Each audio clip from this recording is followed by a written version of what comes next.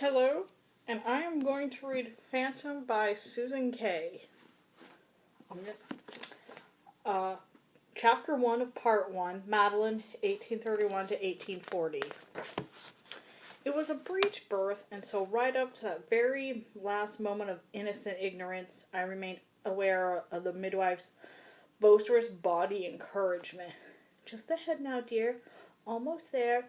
Your son is almost born, but we must take great care. Do exactly what I say. Do you hear me, madame? Exactly. I nodded and drew a panting breath, clinging to the towel that had been hung on the wooden bedstead behind my head. The candlelight threw huge shadows up at the ceiling, strange, leering shapes that were oddly threatening to me in the mindless delirium of pain. In that last lonely moment of thrusting anguish, it seemed to me there was no one left in the world alive but me. I would be shut up for all eternity in this bleak prison of pain. There was a great bursting, tearing sensation, and then peace. And then silence. The breathless shush of stunned belief. I opened my eyes to see the midwife's face, rosy with exertion moments before, slowly draining of color, and my housemaid, Simonette, backing away from the bed with one hand pressed against her mouth. I remember thinking, it must be dead.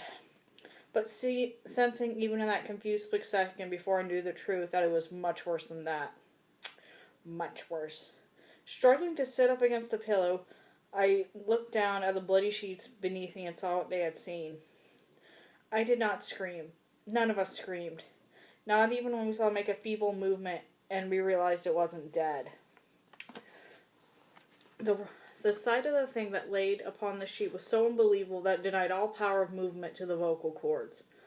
We only stared, the three of us. As it was expected, we combined our dumbstruck horror to melt this harrowing abomination back into the realm of nightmare, where it surely belonged. The midwife was to first recover from her paralysis, swooping forward to cut the cord with a hand that shook so badly she could barely hold the scissors. God have mercy, she muttered, crossing herself instinctively. Christ have mercy. I watched with numb, detached calm as she rolled the creature into a shawl and dropped it in the cradle that lay beside the bed. Run and fetch Father Mansart, she told Simonette in a trembling voice. Tell him he better come here at once. Simonette wrenched open the door and fled down the unlit staircase without a backwards glance at me. She was the last servant to live under my roof. I never saw her again after that terrible night, for she never came back even to collect her belongings from the attic bedroom. When Father Mansart came, he came alone. The midwife was waiting for him at the door. She had done all that her duty required of her, now she was impatient to be gone, and forget the part where she had played in this bad dream. Impatient enough, I observed detachedly, to have overlooked the matter of payment. Where's the girl? She demanded with immediate displeasure. The maid, Father Mansart. Is she not with you? Father Mansart shook his graying head. The little mademoiselle refused to accompany me here. She was quite out of her senses with fright, and I could not persuade her otherwise. Well, that doesn't surprise me, said the midwife darkly. Did she tell you the child is a monster? In all my years, I've never seen anything like this, and I've seen some sights, as you well know, Father, but it doesn't look very strong. I suppose that's a mercy. I listened incredulously. They were talking as though I weren't there, as though this dreadful thing had rendered me some kind of deaf and mindless idiot who had forfeited all right to human dignity. Like the creature in the cradle, I had become an object of horrified discussion. I was no longer a person. The midwife shrugged in her shawl and picked up her basket. I dare say it'll die. They usually do, thank God. And it's not meant to cry. It's always a hopeful sign. No doubt it'll be gone by morning.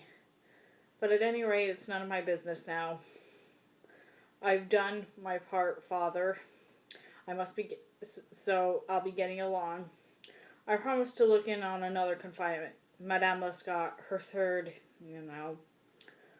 The midwife's voice trailed away as she disappeared into the darkness on the landing. Father Mansart closed the door behind her, putting his lantern down on the chest of drawers and laid his wet cloak across the air to dry. He had a comfortable, well-lived-in face, tanned and leathery from walking all weathers. I suppose he must have been about 50. I knew that he had seen so many terrible things, of course, in the course of his long ministry. Nevertheless, I saw him recoil involuntarily with a shock when he looked in the cradle. One hand tightened to the crucifix around his neck while the other hastily made the sign of the cross. He knelt down for a moment in prayer before coming to stand by the side of my bed.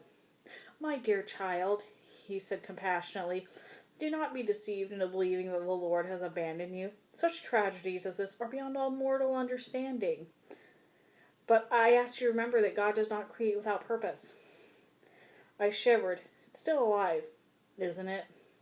He nodded, biting his full underlip and glancing sadly at the cradle. "Father," I hesitated fearfully, trying to summon the courage to continue. "If I don't touch it, if I don't feed it..." He shook his head grimly. "The position of our church is quite clear on such issues, Madeleine. What you are suggesting is murder. But surely in this case it would be a kindness. It would be a sin," he said severely, "a mortal sin. I urge you to put all thoughts of such wickedness from your mind. It is your duty to secure a human soul. You must nourish this child and care as you would any other." I turned my head away on the pillow. I wanted to say that even God made mistakes, but even in the depths of my despair, I could not quite find the courage to voice such blasphemy. How could this horrible abomination be human? It was as alien to me as a reptile, ugly, repulsive, and unwanted. What right had any priest insisted to live? Was this God's mercy? God's infinite wisdom? Tears of exhaustion and outraged misery began to steal down my taut face as I stared at the striped wallpaper before my eyes. For 3 months I had struggled through an unending maze of tragedy, following the one candle that burned steadily just beyond my reach and beckoned me on. The small, flickering light of hope that contained the promise of new life. Now that the candle had been extinguished, there was only darkness. Darkness in the bottomless, smooth-sided abyss of the deepest pit in hell. For the first time in my life I was alone. No one was going to shield me from this burden. "I think it would be wise if I baptized the child at once," said Father Mansart grimly. "Perhaps you should give me a name." I watched the priest move slowly around the room, a tall shadow in his black habit, collecting my porcelain wash basin and blessing the water within. I had meant to call a son Charles, after my dead husband. But that was impossible now, the very idea quite obscene. A name. I must decide upon a name. A sense of unreality had descended upon me once more, a numb, unthinking stupor that had paralyzed my brain. I could think of nothing, and at last, in despair, I told the priest to name the child after himself. He looked at me for a long moment, but he made no comment, no protest, as he reached down in the cradle. "I baptize thee, Erik," he said slowly, "in the name of the Father, and of the Son, and of the Holy Spirit." Then he leaned forward and placed the muffled bundle in my arms with a determination I dare not fight. "This is your son," he said simply. "Learn to love him as God does." Collecting his lantern and his cloak, he turned to leave and present me. I heard the old stairs creaking beneath his heavy tread, the front door closing behind him. I was alone with the monster that Charles and I created out of love. Never in my life had I experienced such fear, such utter misery, as I did in that first moment when I held my son in my arms. I realized that this creature, this thing, was totally dependent on me. If I left it to starve to death or freeze, it was my soul that would burn it for all eternity. I was a practicing Catholic, and I believed only too seriously in the existence of hell's flames. Fearfully, with a trembling hand, I parted the shawl that had covered the child's face. I had seen deformities before, who has not, but nothing like this. The entire skull was exposed beneath a thin, transparent membrane, grossly riddled with little blue veins, sunken, mismatched eyes, and grossly malformed lips, a horrible gaping hole where the nose should have been. My body, like some imperfectly perfect potter's wheel, had thrown out this pitiful creature. He looked something that had been dead a long time. All I wanted to do was bury him and run. Dimly, through my revulsion and terror, I became aware that he was watching me. The missallied eyes, fixed intently and wondered upon mine, were curiously sentient and seemed to study with pity, almost as though he knew and understood my horror. I had never seen such awareness, such powerful consciousness in the eyes of any newborn child, and I found myself returning his stare, grimly fascinated like a victim memorized by a rattlesnake. And then he cried. I have no words to describe the first sound of his voice and the extraordinary response it evoked for me. I had always considered the cry of a newborn to be utterly sexless, piercing, irritating, curiously unattractive. But his voice was strange music that brought strange tears to my eyes, softly seducing my body so that my breast ached with a primitive and overwhelming urge to hold him close. I was powerless to resist his instinctive plea for survival. But the moment his flesh took mine, there was silence. The spell was broken. Panic and revulsion seized me. I dashed him from my breast as though he were some disgusting insect sucking blood. I flung him down without caring where he fell and escaped to the farthest corner of my room. And there I cowered like a hunted animal, with my chin pressed against my knees and my arms wrapped around my head. I wanted to die. I wanted us both to die. If he cried again at that moment, I knew I would have killed him, first him and then myself. But then he was silent. Perhaps he was already dead.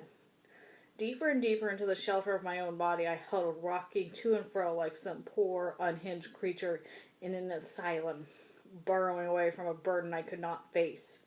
Life had been so beautiful until this past summer, too easy, too full of pleasure. Nothing in its brief, cosseted length had prepared me for the tragedies that had written relentlessly upon me since my marriage to Charles. Nothing had prepared me for Erik. And that was chapter 1. See you next time.